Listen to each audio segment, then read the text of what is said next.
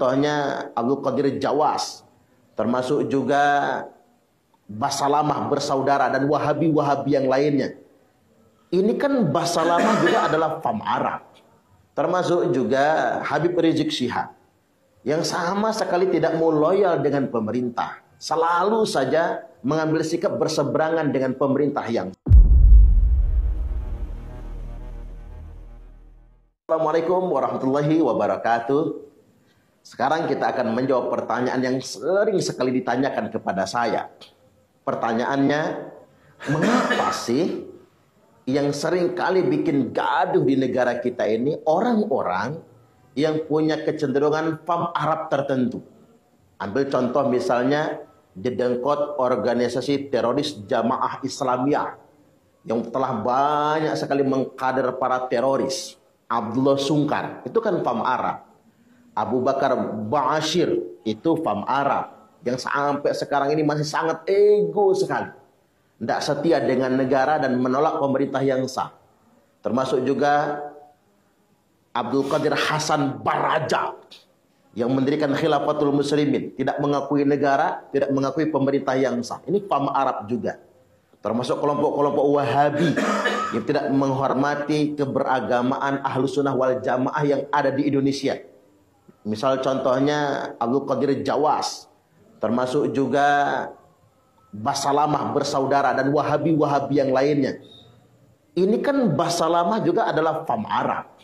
Termasuk juga Habib Rizik Syihab yang sama sekali tidak mau loyal dengan pemerintah, selalu saja mengambil sikap berseberangan dengan pemerintah yang sah.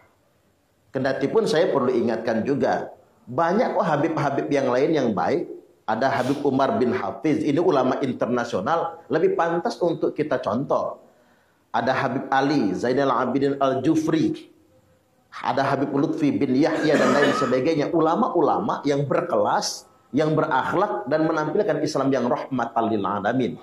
Tapi tak berpanjang prolog, pada kesempatan kali ini saya akan mengungkapkan hadis keterangan dari Nabi SAW yang telah menjawab pertanyaan tersebut.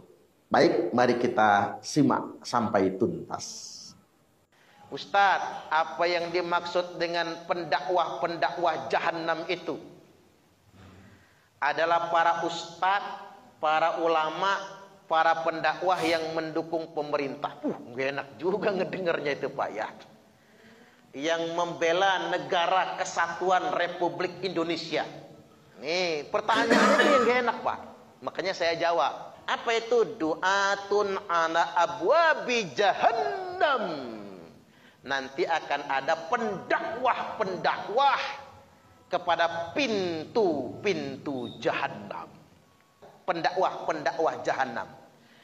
Man ajabahum ilaiha qadafuhu fiha, maka barang siapa yang ngikut kepada penyuruh-penyuruh pintu-pintu jahanam itu, mengikuti mereka, mengijabah ajakan mereka, maka ia akan digelincirkan ke dalam neraka jahanam. Kan seram juga ini. Qultu, maka Hudzaifah berkata lagi, aku berkata, ya Rasulullah, sifhum lana. Wahai Rasulullah, ceritakan sifat mereka kepada kami. Nah ini yang penting Pak. Jadi jangan berhenti pada hadis tadi itu, lalu kita liar menafsirkannya. Ceritakan sifat mereka kepada kami. Jawab Nabi, hum min jildatina wa yatakallamuna bi alsinatina. Mereka itu warna kulitnya sama dengan warna kulit kita, berbicaranya dengan lisan kita. Jadi Nabi bicara ras tertentu. Kalau Nabi kalimatnya min jildatina, berarti orang Arab itu sendiri Pak. Wa yatakallamuna bi alsinatina, dan mereka akan berbicara dengan lisan kita, lisan Arab. Jadi saya pada kesempatan kali ini nyelip dikit nih. Orang Arab itu sekurang-kurangnya punya dua kelebihan dan punya dua kekurangan. Kelebihan pertama orang Arab apa? Nabi orang Arab. Jadi Nabiullah Muhammad sallallahu alaihi wasallam itu sayyidul anbiya wal mursalin. Komandannya semua nabi, semua rasul. Beliau orang Arab. Nabi itu Habibullah, kekasih Allah.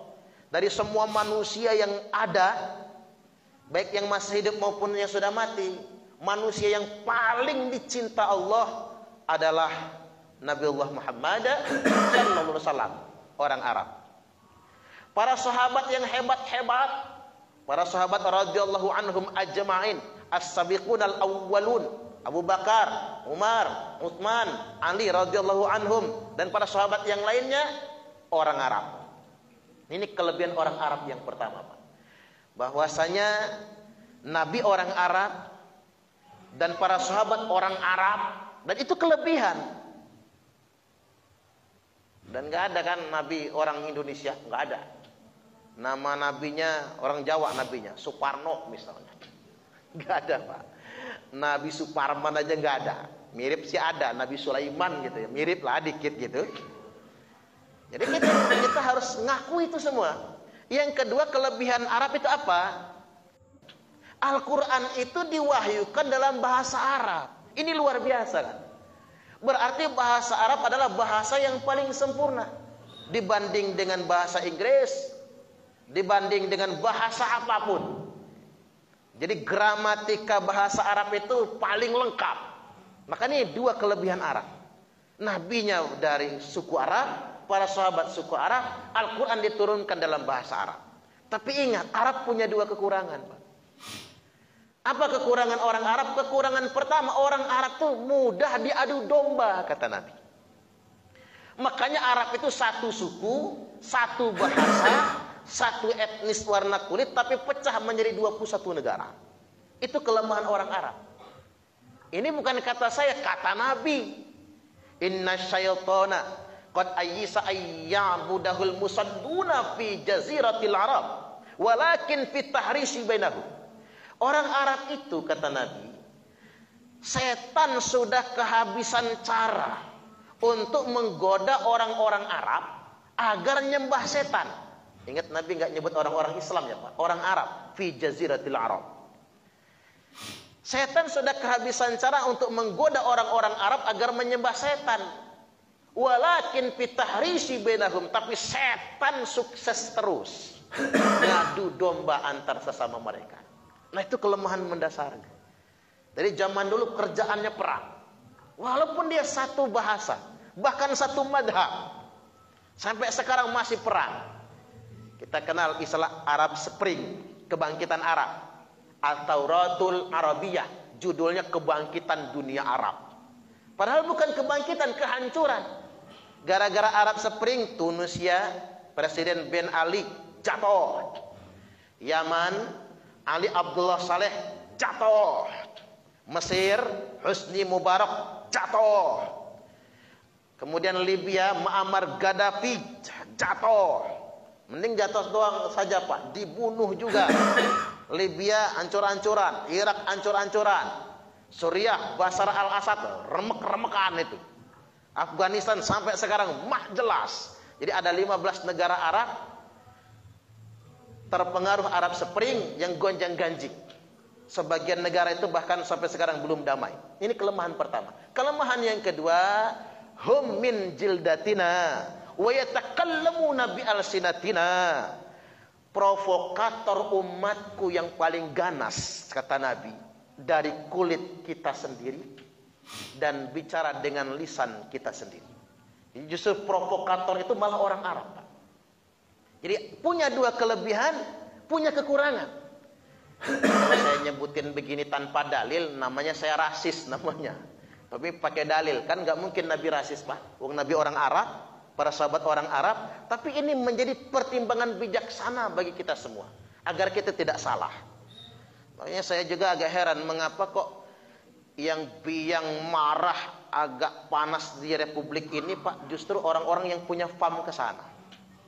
Abdul Qadir Hasan Baraja, itu kan orang Arab. Abu Bakar Ba'asyir punya paham ke sana. Dedengkot J.I. Abdullah Sungkar gitu. Betul kata Nabi, hum min jildatina. Mereka itu dari kulit kita. Wa yatakallamuna bi alsinatina. Mereka akan bicara dengan bahasa kita. Baik, saya lanjutkan yang berikutnya agar sifat mereka lebih jelas. Karena hadis ini terkait dengan zaman yang dekat dengan pasca Nabi, ini memang merujuk langsung kepada kelompok Khawarij. Khawarij itu orang-orang Hijaz. Arabnya Arab Paseh. Arabnya Arab Tulen. Kayak Abdurrahman bin Muljam itu. Ini hadis ini saya yakin terkait dengan Abdurrahman bin Muljam. Zulhuwaisirah, Jalabah, dedekot Khawarij itu